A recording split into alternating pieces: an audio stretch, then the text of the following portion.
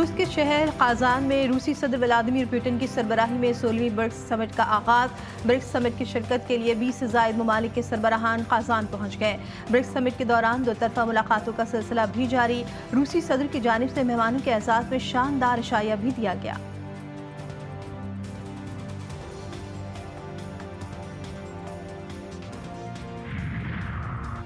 American सदारती इंतखाबात में लफ्जों की जंग। डेमोक्रेटिक उम्मीदवार कमला हैरिस ने ट्रंप को निशाने पर ले लिया। साबिक चीफ ऑफ स्टाफ का बयान ट्रंप की फौज पर मनमानी का सबूत करार। कहा, डोनाल्ड ट्रंप का हिटलर को पुकारना खतरनाक भी और खौफनाक भी।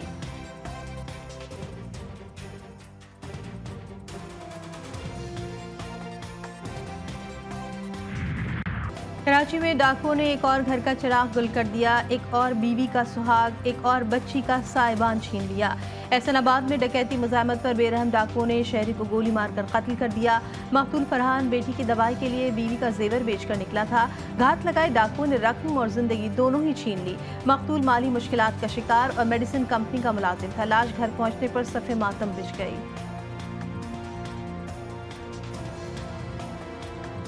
सिलसिले से गया, एक गोल्ड था वो बेचने के लिए गया, बेच के वापस आ रहा था। रास्ते में इन लोगों ने डकैतों ने उसके पैसे छीन लेते, कम से कम पैसे छीन लेते। उसको तो गोलियां तो नहीं मारते, 3-3 गोलियां मारी जैसे दुश्मन को मार।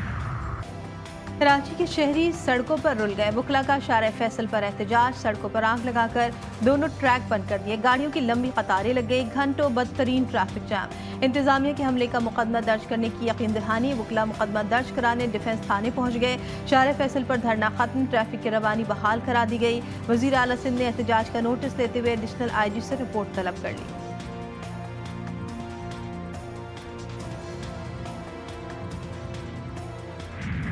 जस्टिस याया आफरीदी 3 साल के लिए चीफ जस्टिस ऑफ पाकिस्तान बन गए।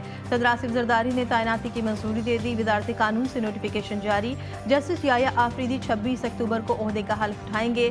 जस्टिस काजी फाइज ईसा और नामजद चीफ जस्टिस याया आफरीदी की चेंबर में मुलाकात। जराये के मुताबिक चीफ जस्टिस काजी फाइज ईसा ने जस्टिस याया आफरीदी को मुबारकबाद दी।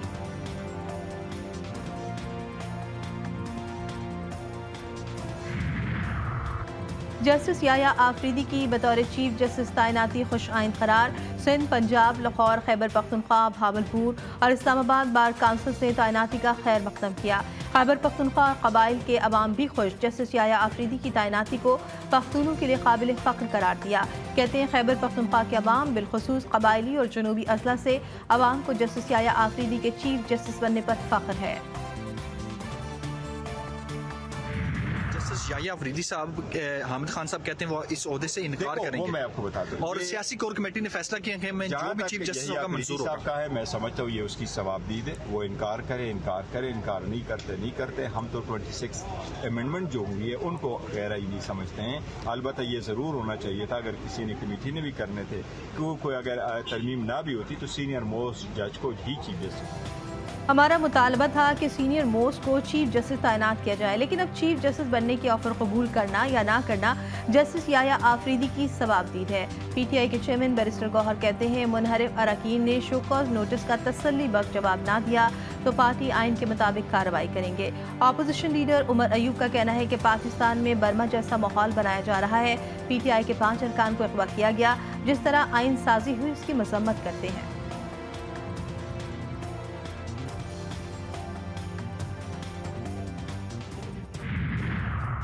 इस्लामाबाद हाई कोर्ट का बुशरा बीबी को रिहा करने का हुक्म। अदालत ने बानी PTI की अहलिया को तोशाखाना 2 केस में जमानत मंजूर कर ली। 10-10 लाख रुपए के 2 जमानती मचलके जमा कराने का हुक्म।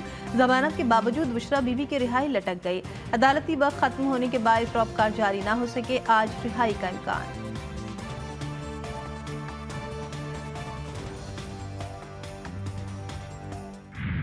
इंग्लिश टीम पर स्पिन जादू चलाने का प्लान। कौमी टीम का प्लेइंग 11 का ऐलान। मुल्तान टेस्ट जीतने वाली टीम ही पिंडी टेस्ट खेलेगी। कौमी टीम 3 स्पेशल स्पिनर्स के साथ मैदान में उतरेगी। आमिर जमाल बतौर ऑलराउंडर खेलेंगे। रावलपिंडी में होगा आज इंग्लैंड के खिलाफ अहम मार्का।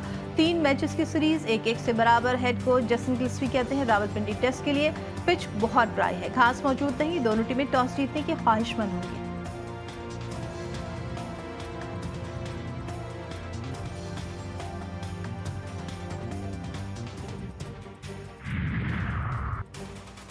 और इमर्जिंग T20 एशिया कप से पाकिस्तान के लिए अच्छी खबर। कौमी टीम सेमीफाइनल में पहुंच गई।